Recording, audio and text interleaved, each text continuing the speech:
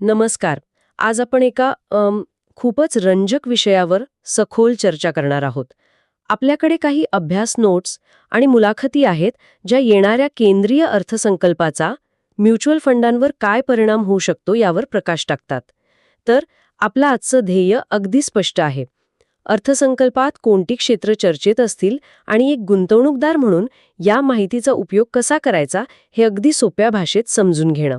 चला तर मग सुरुवात या प्रश्नापासून करूया की अर्थसंकल्प आणि म्युच्युअल फंड यांचा नेमका संबंध काय? हा एक महत्वाचा प्रश्न आहे. म्हणजे काय आहे ना, अर्थसंकल्पातील घोषणा थेट विविध उद्योगांवर परिणाम करतात. सरकार जेव्हा एखाद्या क्षेत्रात मोठी गुंतवणूक करते किंवा समजा कर सवलत जाहीर करते, तेव्हा त्या क्षेत्रातील कंपन्यांना फायदा होतो. अच्छा. आणि याच कंपन्यांमध्ये म्युच्युअल फंड गुंतवणूक करत असल्याने फंडांच्या परताव्यावरही त्याचा थेट परिणाम दिसून येतो. थोडक्यात सांगायचं तर अर्थसंकल्प हा गुंतवणुकीची दिशा ठरवणारा एक महत्वाचा घटक आहे. आपल्याकडील माहितीनुसार या अर्थसंकल्पात 4 क्षेत्रांवर विशेष लक्ष केंद्रित केलं जाण्याची शक्यता आहे. ती क्षेत्र कोणती आहेत? हो, ही 4 क्षेत्र म्हणजे संरक्षण म्हणजे डिफेन्स, पायाभूत सुविधा म्हणजेच इन्फ्रास्ट्रक्चर, उपभोग म्हणजे कन्झम्पशन आणि चौथा म्हणजे उत्पादन किंवा मॅन्युफॅक्चरिंग. सरकारच्या आत्मनिर्भर भारत आणि आर्थिक विकासाच्या धोरणांमुळे ही 4 क्षेत्र केंद्रस्थानी राहतील असा अंदाज आहे. इथेच खरी गंमत आहे. संरक्षण क्षेत्राबद्दलची आकडेवारी तर खूपच प्रभावी आहे. 2013-14 मध्ये जे बजेट साधारण 2.5 लाख कोटी होतं, ते 2025-26 पर्यंत जवळपास 6.5 लाख कोटींपर्यंत वाढलं आहे. ही वाढ काय दर्शवते?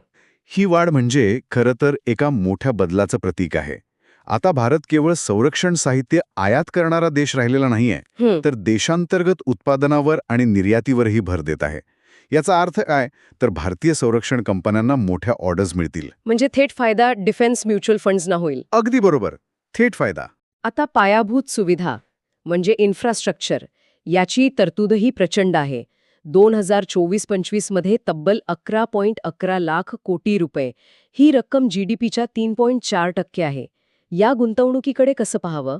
याला मोठ्या चित्रात पाहिलं पाहिजे. रस्ते, रेल्वे, ऊर्जा यांसारख्या क्षेत्रातील गुंतवणूक देशाच्या दीर्घकालीन विकासासाठी आवश्यक आहे.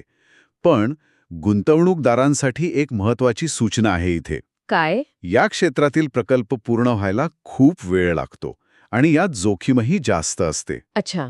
त्यामुळे या प्रकारच्या फंडांमध्ये एकदम मोठी रक्कम गुंतवण्याऐवजी SIP म्हणजेच SIP-द्वारे टप्प्याटप्प्याने गुंतवणूक करणं अधिक सुरक्षित ठरू शकतं. म्हणजे हळूहळू गुंतवणूक वाढवत न्यायची. हो, अगदी तसंच. आता कन्झम्पशन फंड किंवा उपभोग क्षेत्राशी निगडीत फंडांबद्दल बोलूया.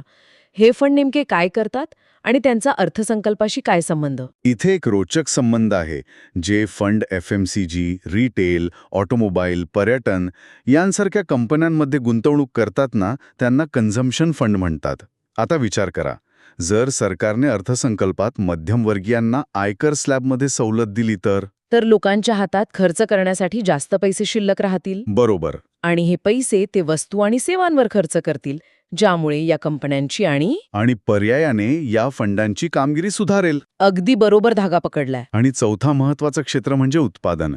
सरकारचं ध्येय आहे की GDP-मध्ये या क्षेत्राचा वाटा किमान 25% वाढावा.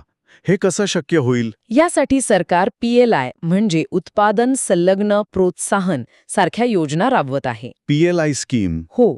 या धोरणांमुळे देशांतर्गत उत्पादनाला चालना मिळत आहे. त्यामुळे उत्पादन क्षेत्रातील फंडांमध्ये दीर्घकालीन तेजी येण्याची शक्यता आहे. गुंतवणूकदारांनी यावर लक्ष ठेवणं फायद्याचं ठरू शकतं. नक्कीच. मध्ये बाय ऑन डिप्स या रणनीतीचा उल्लेख आहे. बाय ऑन डिप्स ही एक अतिशय हुशारीची गुंतवणूक रणनीती आहे. याचा साधा अर्थ आहे घसरणीत खरेदी करा.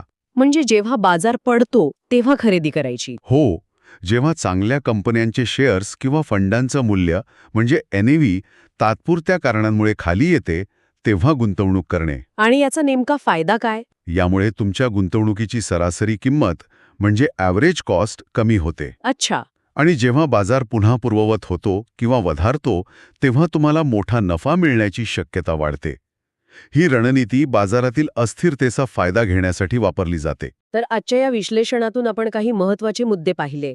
अर्थसंकल्पाच्या केंद्रस्थानी संरक्षण, पायाभूत सुविधा, उपभोग आणि उत्पादन ही 4 क्षेत्र असल्याची शक्यता आहे. प्रत्येक क्षेत्रात संधी आहेत, पण त्यासोबत काही जोखीमही आहेत, हे विसरून चालणार नाही. बरोबर. आणि सर्वात महत्त्वाचं म्हणजे बाजारातील चढ उतारांना न घाबरता बाय ऑन डिप सारख्या रणनीतीचा वापर कसा करता येतो हेही आपण समजून घेतलं. अगदी बरोबर. आणि जाता जाता एक विचार तुमच्यासाठी सोडून जातो. आपण हे पाहिलं की अर्थसंकल्पाचा या विशिष्ट क्षेत्रांतील फंडांवर कसा परिणाम होऊ शकतो.